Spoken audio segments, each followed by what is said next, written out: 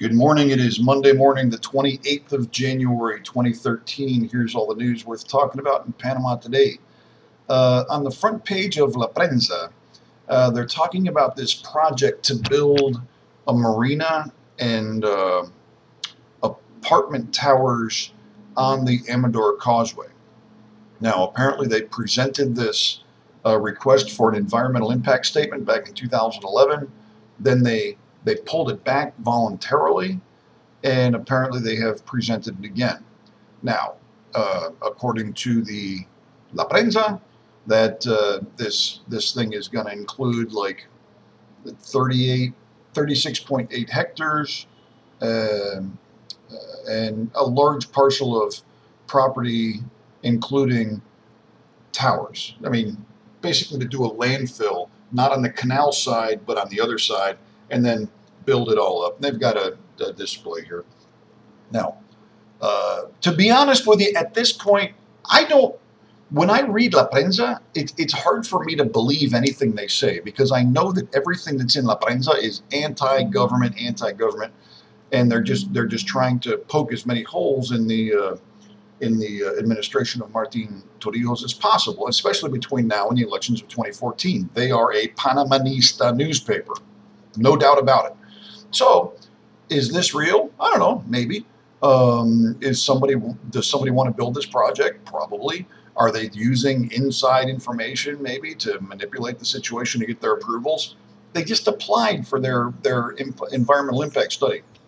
However, one thing that's interesting is, according to this article, if it's correct, it's supposedly a Category 2 environmental impact statement, which is like almost no impact. You know, like building a Category 2 would be like knocking down a house to build an apartment tower. Okay, not a big environmental impact.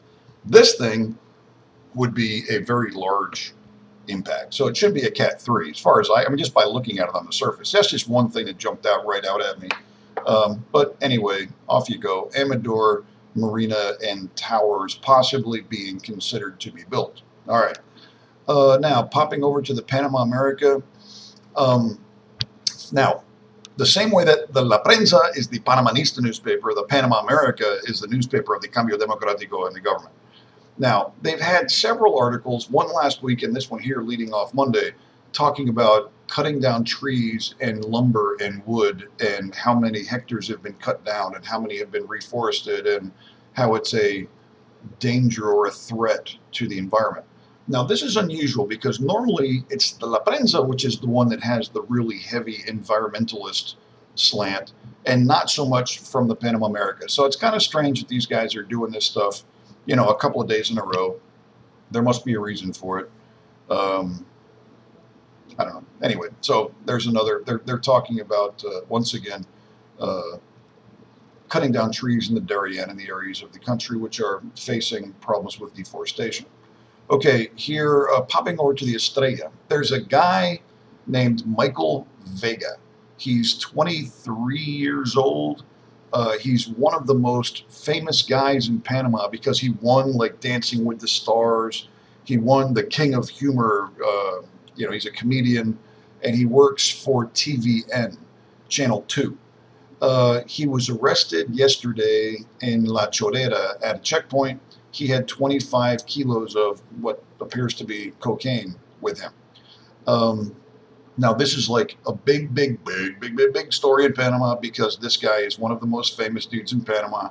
Imagine like Michael Jackson getting busted with, you know, 1,000 kilos of cocaine or something. It's like that kind of a story. So anyway, he's in jail, and they'll be, you know, investigating that. All right, now over to La Crítica.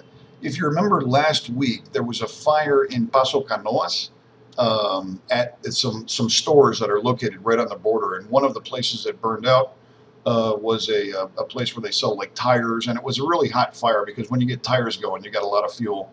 Well, they were in there. The fire was put out, and they were in there cleaning up. They found somebody's body. They found a dead person in the fire that the firemen didn't find, and they're saying it might have been a homeless person. Maybe, you know, I don't know how they know who it was. Maybe they know who it was, but anyway. So that fire now turns out to be a fatal. Okay. And then here's Telemetro. Okay, now the Metro bus drivers are saying that they are going to start a strike at midnight on Thursday this week. Now, there's about 1,200 Metro buses running around out there, and the buses run on almost a 24-hour schedule. So if you just take 1,200 buses, multiply that times 3, you get an idea of how many bus drivers there are out there. And the bus drivers that are going on strike are like 150 of them. So I'm looking at like somewhere between 5 and 10% max. You know, I mean, a very, very small number of the drivers, and they're going to go on strike if they don't get what they want. Well, you know, they've already sat down with the government, and they've been complaining, and they've been arguing, and they want more money, etc. And today was interesting because they had on one of the TV stations, they had a bunch of these guys on there, and the journalist did not ask the obvious question. If I was the journalist in that interview, I would have said, okay, raise your hand if you received the $25,000 bonus to sell your Diablo Rojo. Yes or no? That's what I would like to see. I would like to know if every one of these guys, did they get paid that 25,000 bucks to get rid of their damn Diablo Rojo, and now they got a job working for the Metrobus, and now these are the same guys that want to go on strike immediately as soon as the whole Metrobus thing goes away. They spent their $25,000 on Christmas hams or whatever, and now they want more money. Yeah, nice to have you guys on board. I think everybody should be paid a fair wage, but 150 guys holding, you know, they don't represent everybody that drives a Metrobus, and I just don't like that kind of stuff. All right, so here on TVN Channel 2, a guy over the weekend, you see over the weekend, you have more. You know, the most dangerous day in Panama is Sunday.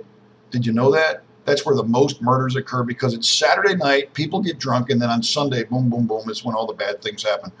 Now, in this case, it was just a guy who was swimming in the Pacora River, and he, a 35-year-old guy, was with his friends. He was apparently drinking. They said he just disappeared, and then later they found him, and he was dead. So he apparently went underwater, hit his head, who knows what, drowned, he's dead. Now they're saying that they should have more lifeguards and Cineproc out there. It's like, okay, you drink, you get drunk, you swim in a river, you might drown. And then also there was a 61-year-old Dominican woman, a woman from the Dominican Republic, was arrested down in Santa Ana. She was a local drug trafficker. She had just all kinds of stuff in Santa Ana and the Calle Estudiante. She had all kinds of different varieties of drugs for consumer. I mean, local, you know, low-level consumption. But 61-year-old woman, foreigner, drug trafficker, street level. All right, and then the last thing here is in Dia Dia.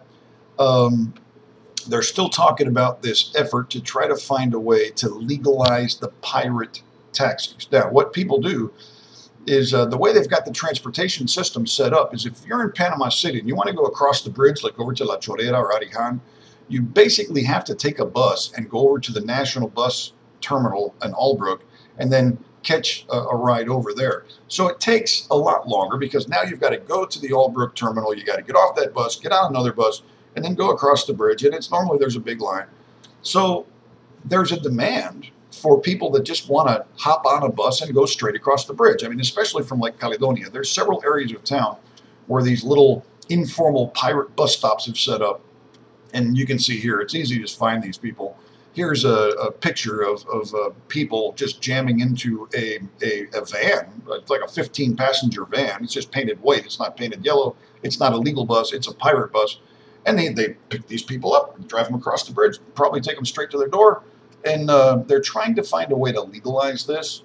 And it should be easier now that the bus, the old Diablo Rojo bus syndicates have been broken for the most part, because that was what used to stop this before from being legalized. They were the ones that would try to dictate where the bus routes were so that they could make the most money.